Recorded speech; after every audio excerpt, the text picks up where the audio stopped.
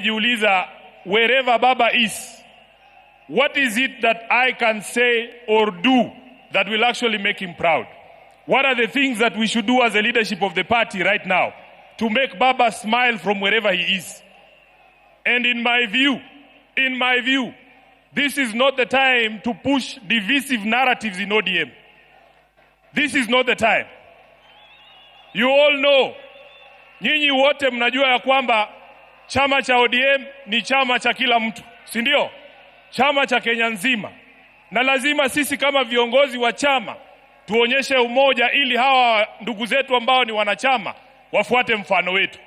Nataka niseme hapa mbele yako Baba ya kwamba chama hiki ambacho umetuachia, mimi Sifuna sitakuwa baadhi ya wale ambao watachangia kuangusha chama cha Raila Amolo Odinga.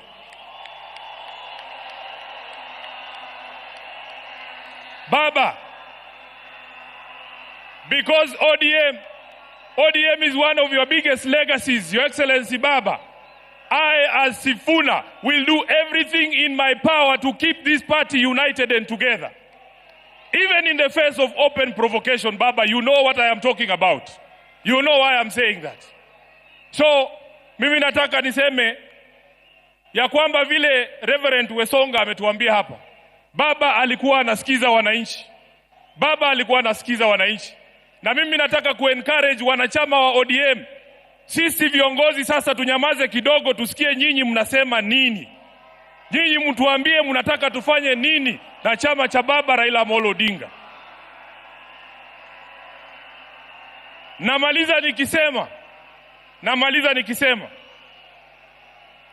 Baba Raila Amolo Odinga alizungumza wazi mbele ya nchi nzima tarehe 22 mwezi uliopita mbele ya hawa wabunge katika hoteli ya Agile pale Nairobi.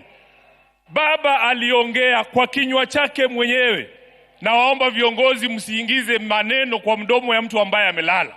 Alisema yeye mwenyewe, akasema kama chama lazima tujiandae kwa ajili ya uchaguzi wa mwaka 2027. Na wale ambao wanaeneza mambo mengine hapa, Baba alisema, who has told you? Who has told you? Who has told you?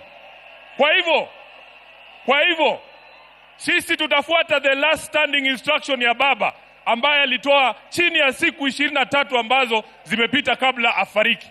Kwa hayo mengi, ni jukumu langu pia kama katibu mkuu wa chama, Mheshimiwa Rais, ilinivunja moyo sana kwamba Baba alitoka Nairobi bila kusikia sauti za watu wa Nairobi wakisema tuko tayari.